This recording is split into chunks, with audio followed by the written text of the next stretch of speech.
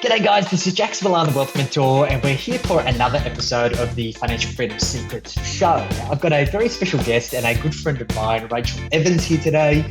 Rachael has a long track history in the entrepreneurial and coaching space, is an absolute thought leader in her own right, has achieved some amazing accomplishments across a number of businesses. But particularly what I wanted to talk with Rachael about today is this philosophy around the 4-day rule.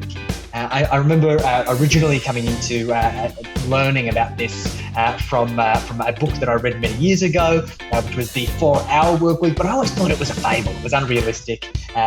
No one could ever implement that with a real business, and I kind of just binned it. But I've been observing Rachael and the work that she's been doing in her space and the amazing results that she's done by implementing it herself and also teaching others to do the same. So I wanted to pick her brain and share some of her genius with you guys. So Rachael, thanks for joining us. How you doing? Hey, Jackson. Thanks so much for having me. I'm doing really well, thank you. Excited to have a chat. It's been a long time coming. I appreciate you making the time. So, Rachael, for those who don't know you, tell us a little bit about you and your story.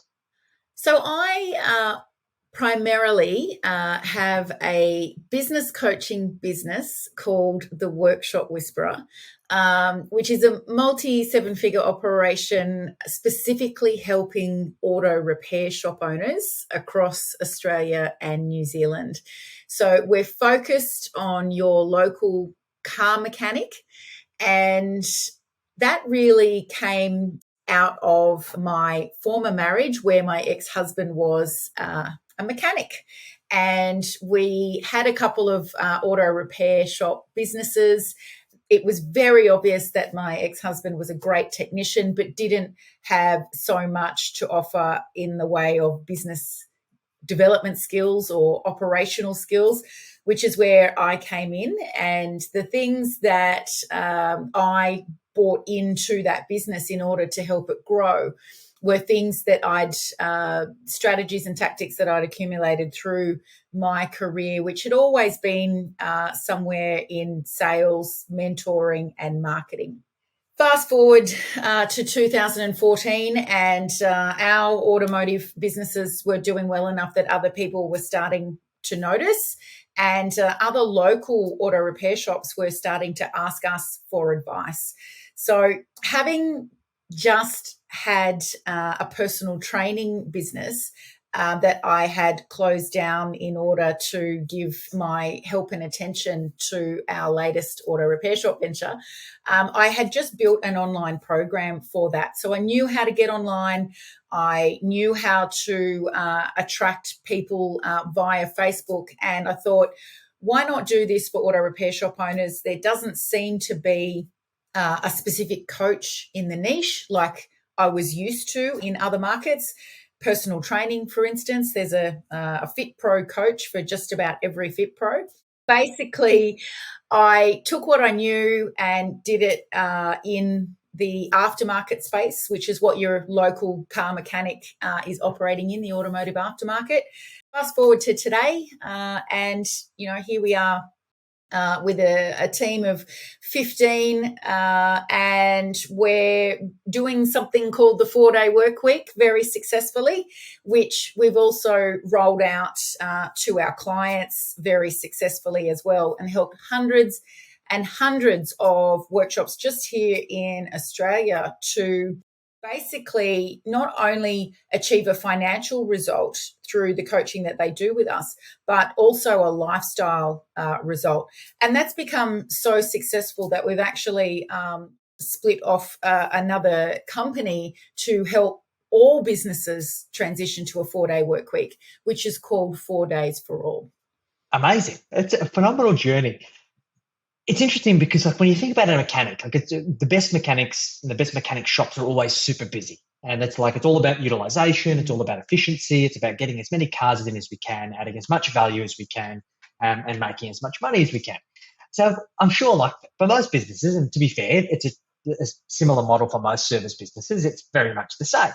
So my first objection when I start thinking about this is, well, great, when you're onto a good thing and you want to reduce the amount of capacity that you have to deliver that good thing by 20% at least, then isn't that going to impact the results by 20%? Is that a common objection that you get, Rachael? It's probably the most common because the model that the media talks about the most, in fact, it talks about it exclusively in terms of the 4-day work week, is the 100-80-100 model, which refers to employees getting 100% of their pay, but only working 80% of their time, provided productivity stays at 100%. So the same level as if we were doing 5 days. So what you've described, Jackson, is, only now being available 80% of the time to do that 100% of the work. Yes. And it's the most common objection because the general market is not aware that there are other ways to do a 4-day work week. And in Australia in particular, we can say there are no rules as to how we do a 4-day work week, other than we must ensure that our employees' minimum benefits are maintained from a Fair Work Australia perspective, so that they're receiving at least the minimum award conditions. For instance, some awards are still state-based, so we've also got to be mindful of that. But majority falling under the federal award system, we've just got to make sure that we tick those boxes. So the other models that we have come up with to support your small to medium-sized businesses, because you've got to remember what the media is usually talking about is a larger corporate. Yes. There was a news article 2 weeks ago, for instance, talking about the first business in Australia to actually actively have it written into their work agreements as part of their enterprise bargaining. And that was for a not-for-profit, actually. It was for Oxfam. Now, They have 150 or so people. That's not our average small to medium-sized business. We don't have multiple people doing the same role where we can just keep the doors open 5 days, but rotate days off, which is essentially what a lot of the larger businesses are doing. So it's important for us to have an open mind as our default setting, because once you do, you'd actually be surprised at just how many different ways you could make this work for your business. Makes sense. Cool. So the wheels are already turning here, Rachael, and I'm thinking about different ways that we can go about it. Is there a common way for, say, a small business, whether it be a workshop or another kind of service business, of how they're dipping their toe into the 4-day work week, so to speak, to see whether it works? Yeah, so of the 6 models that we generally choose from, the most common one for a smaller business, let's just say we've got the owner and 2 others. The most common one to do there would be a 1 day per week close. So we'd either usually pick Monday or Friday. And this might require some investigation as to actually where the most activity is in the week, if it's Monday or Friday. Our own business, for instance, our lull day is Monday. There's more happening on a Friday. So we choose not to open at all on a Monday. Everyone gets the same day off, and then we work the remainder of the 4 days. Now, the next part of the decision as to if that was the one that you chose is, are you actually going to follow the 100-80-100? Your team members get 100% of their pay, but they're only actually there 80% of the time. Or, as is more often the case in small to medium business, are you actually going to extend your opening hours a little to actually create that capacity again to help you get closer to achieving your 100% productivity, which is the one baseline rule of any 4-day work week trial. So no one wants to earn less money. No business owner wants to have less profit by everyone having an additional day off. So that's why it's the number one rule. We can't go backwards. We have to become more efficient at what we're doing. But in small to medium business, we do need to make a couple of additional provisos to allow us to have a better chance of hitting that productivity baseline. So in our business, for instance, our full-timers are working 8 till 5:30 with a half an hour off for their lunch break. And this means that they do 36 hours of work, we gift them the additional 2 hours that makes up their 38 so that we're covered off by the federal award. Makes So sense. what day of the week will you have off, and will you extend or modify your open hours so that you do have that extra capacity? Beautiful. Okay. I think that makes sense. That's just pretty easy to overcome. I guess and I probably should have asked this earlier, Rachael, but I wanted to overcome some of the objections first because I don't want people just to tune out because it's so easy when we think about we're already so busy, we're already so stretched. Like I can't even afford to consider this, and we lose them before we even engage them in the conversation. The next big question here that comes to mind is, well, why would we do it in the first place? So from your first-hand experience and what you've observed from the businesses that you've helped implement this, what are the outcomes? Like, what are we getting as a result of implementing the 4-day work week that we're not getting in the traditional format? I think the number one thing, because it can give us the tingles, the goosebumps as business owners, is we can actually do this for humanity. Now, that might sound cheesy, but if you bear with me for a second, as business owners, especially if we're working with a coach, and I hope we all are, no matter our level of success, we're often seeking our own lifestyle business, our own better balance of how often we're at work and how often we're off around the world somewhere, taking photos beside the pool with our laptop, hashtag laptop lifestyle. Why would we just want or expect that for ourselves?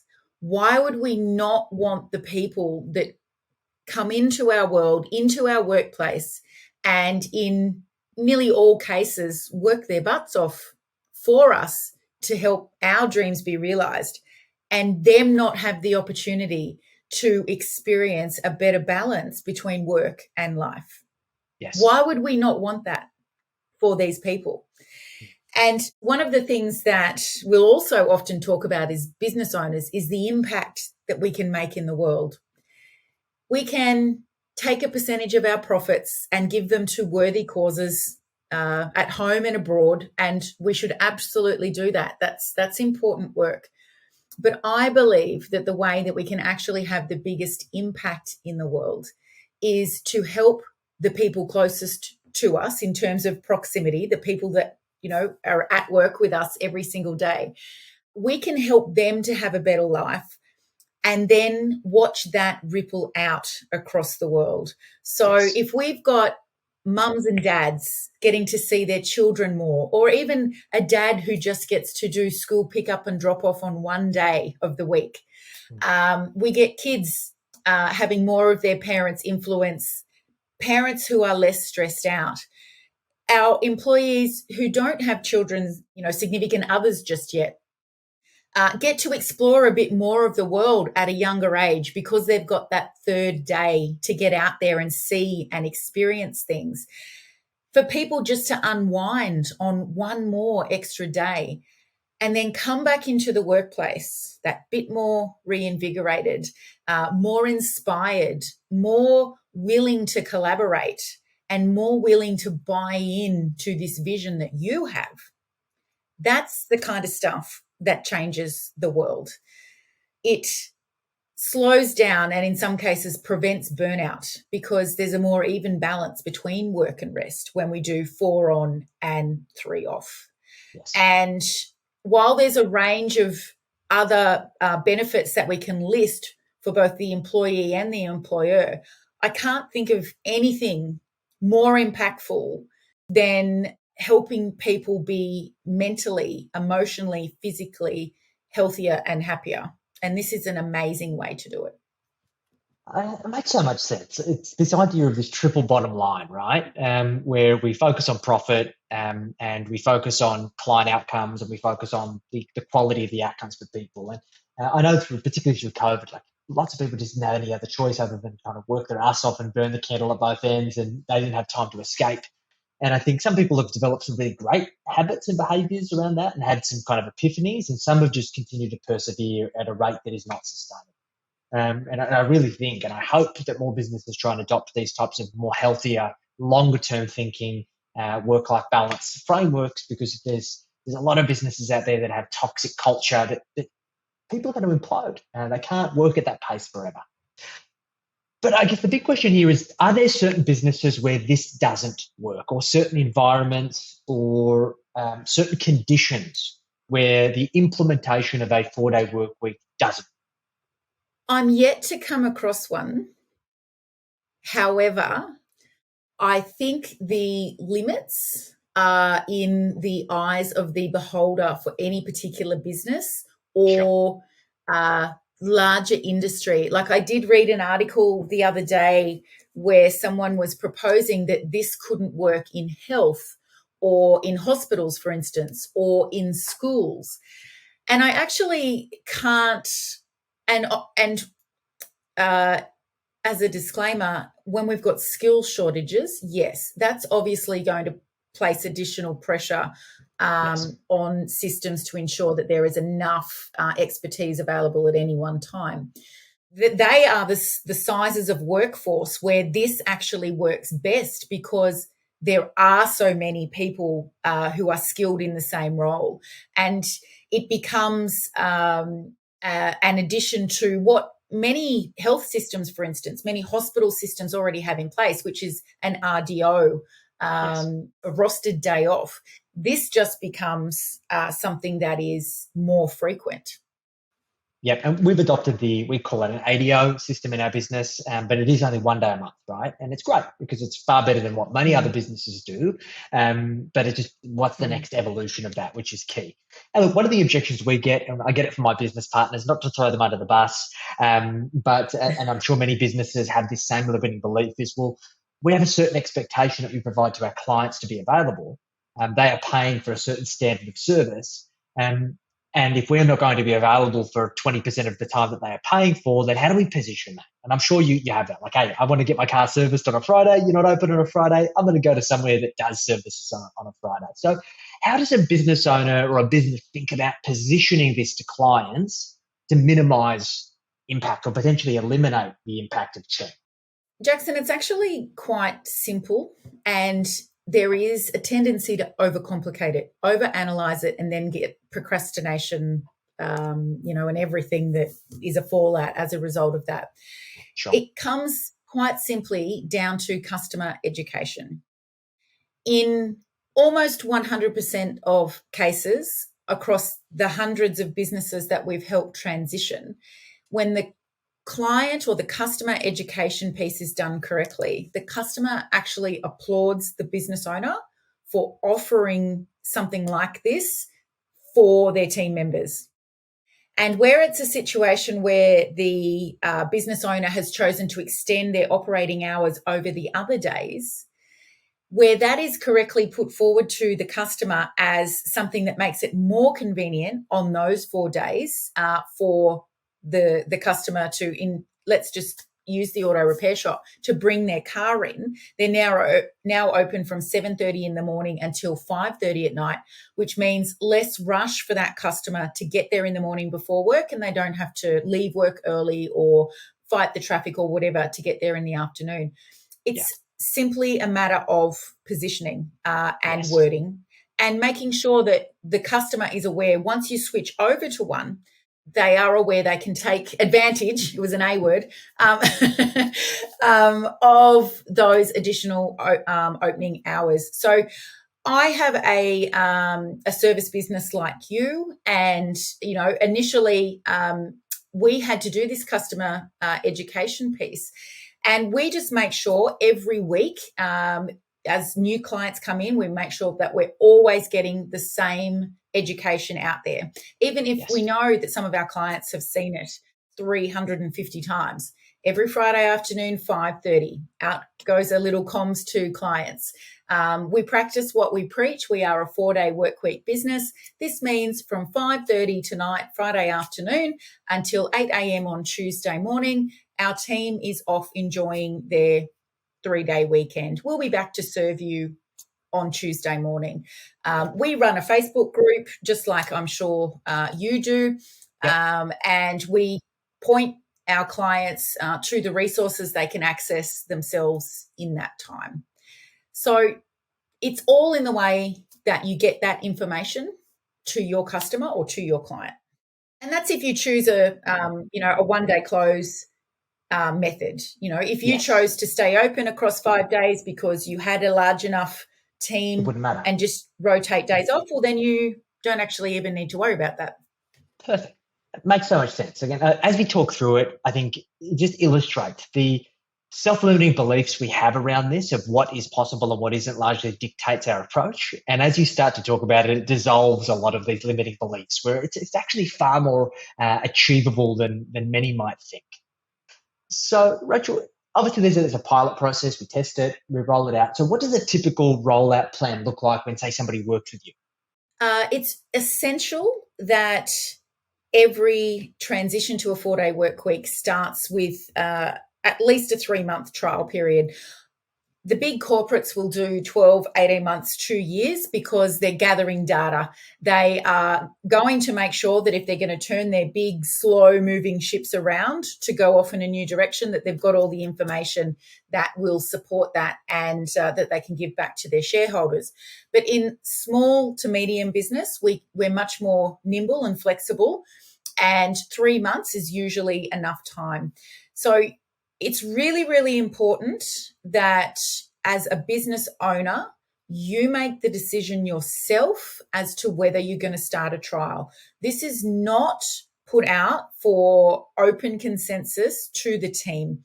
And the reason for that is your team, like all humans, are comfortable doing what they know and understand. Okay, we all do have a natural aversion to change. So if we go and put something in front of them and ask them to vote on it that they don't understand, they don't know the benefits, they don't know the outcomes that we're after, they will simply say, no, don't want to do that.